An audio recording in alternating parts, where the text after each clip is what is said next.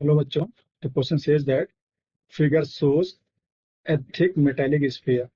If it is given a charge plus q, then electric field will be present in the region. Option दिया है small r less than r1 only. Option B is small r greater than r1 and r belongs to r1 to r2. ठीक.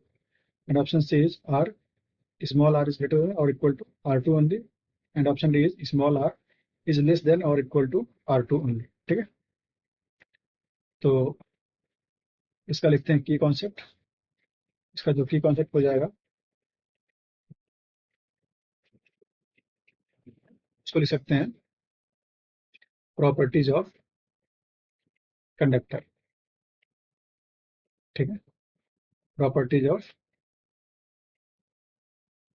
Conductor. ठीक है, properties क्या होती है देखिएगा. जो पहली प्रॉपर्टीज है वो है कि जितने भी चार्ज हम कंडक्टर को देंगे वो कहाँ लाई करेंगे, सरफेस पे. All charges lie on the surface, lie on the surface. ठीक है, अंदर कोई भी चार्ज नहीं होगा क्योंकि इनके बीच में रिपल्सन होगा और कंडक्टर है, तो सारे जो चार्ज हैं फ्लो करके कहाँ आएंगे, सरफेस पे. सभी चार्ज सरफेस पे केवल रहेंगे, अंदर कोई भी चार्ज नहीं रहने वाला है. ठीक है, तो आगे लिखते हैं.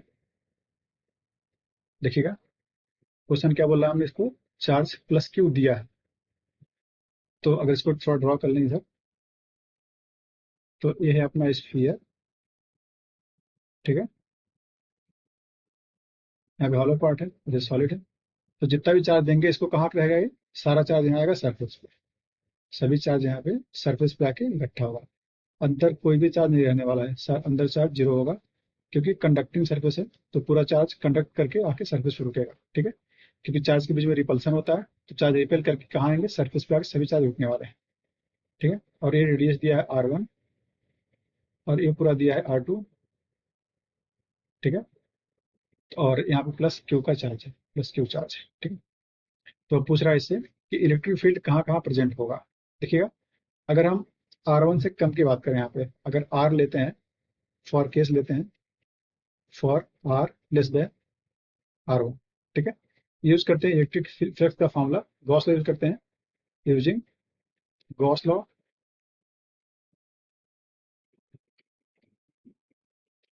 ये क्या होता है, अगर फ्लक्स लिखें हम लोग फाई, तो ये बन जाता है ई डॉट डी ए का इंटीग्रल इक्वल्स क्या बन जाता है, अंदर जो चार्ज इंक्लोज्ड है Q in upon epsilon not. देखिएगा क्यू इन कहाँ, हमने सरफेस लिया, यहाँ मान लिया कहीं पे जो r1 से भी कम है. ये सब हमने माना है जो r1 से अंदर है, तो इसके अंदर ही चार्ज कहाँ पे है, सारा चार्ज बाहर है. तो जब हमने सरफेस माना है वाला डॉटेड वाला, इसके अंदर चार्ज कितना इंक्लूज होगा, जीरो. तो यहाँ पे ई कितना आ जाएगा अपने आप ही, जीरो, क्योंकि चार्ज जीरो है तो पूरा जीरो हो जाएगा. तो इलेक्ट्रिक फील्ड जो है यहाँ पे जीरो होगा. For r less than r1 electric field will be zero. ठीक, तो ये देखिएगा पहला केस था r लेस देन r1, तो यहाँ पे इलेक्ट्रिक फील्ड जीरो आ रहा है. ठीक है, सेकंड केस लेते हैं r ग्रेटर देन r1 और r2 से कम में लेते हैं. सेकंड ड्रॉ करते हैं, देखिएगा इस इसको बनाते हैं इधर. ये अपना फिगर है. ठीक, ये आपका r1 है और ये वाला r2 है, और कैपिटल एक स्मॉल दिया है, सभी कैपिटल नहीं, सभी स्मॉल दिए हैं. तो ये r1 है, ये r2. ठीक, तो देखिएगा अब सेकंड हम सरफेस मान लेते हैं इस तरह से करके. अगर सेकंड सरफेस बनाते हैं, एक मानते हैं गॉसियन सरफेस, यहाँ पे मान लेते हैं जो r1 से बड़ा है और r2 से छोटा है, यह रहा अपना गॉसियन सरफेस.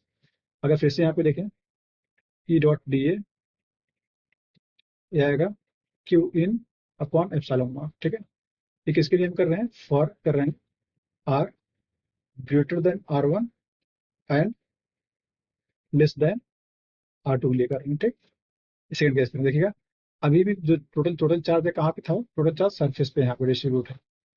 तो जो हमने अपना गॉसियन सरफेस माना है उसके अंदर चार्ज कितना बंद होगा, जीरो, कोई चार्ज नहीं है. तो फिर से ई कितना आने वाला है, जीरो.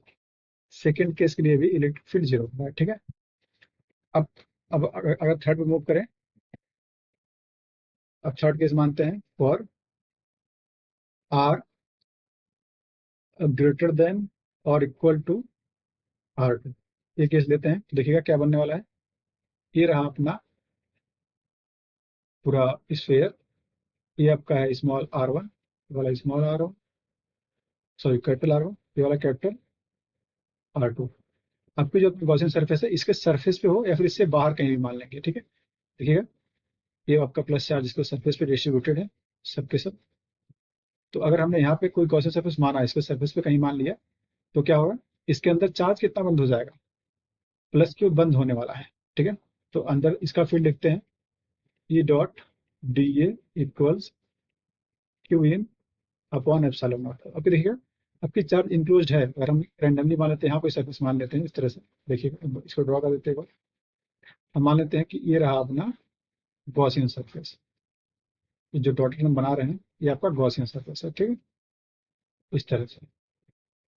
और ये आपका आर है, ठीक है। इसके अंदर चार्ज बंद है, एक्चुअली में क्यू चार्ज बंद है। तो इस केस में जो ई आएगा वो जीरो नहीं आने वाला है, ठीक है।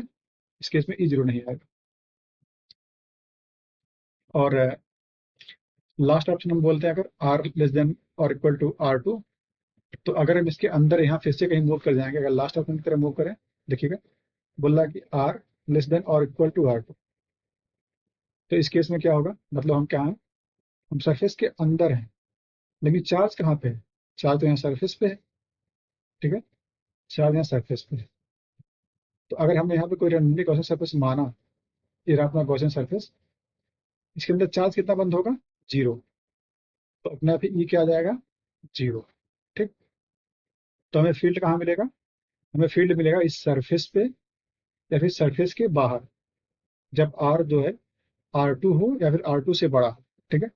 अब ऑप्शन की तरफ मूव करते हैं। पहला ऑप्शन है r less than r one only, मतलब यहाँ कहीं पे हमने प्रूव किया है कि जीरो है, तो ये गलत ऑप्शन है। सेकेंड मूव करते हैं, बोला r greater than r one and r belong to r one to r two, ये भी गलत ऑप्शन है, ठीक है। सी ऑप्शन है r greater than r two only, ठीक है, हाँ ये सही है, हमने यहाँ पे प्रूव किया था। ये वाला पार्ट है, ये वाला पार्ट देखिएगा, आर जब होगा आर टू से बड़ा या इक्वल होगा तो इलेक्ट्रिक फील्ड जीरो नहीं आने वाला। तो आपका ऑप्शन सी इज करेक्ट, ठीक। And option D is also wrong. हमने यहाँ पे प्रूव किया है कि अगर आर जो है आर टू से कम या उसके बराबर होगा तो इलेक्ट्रिक फील्ड अपने आप ही जीरो आएगा, ठीक है। Hope you understood it well. All the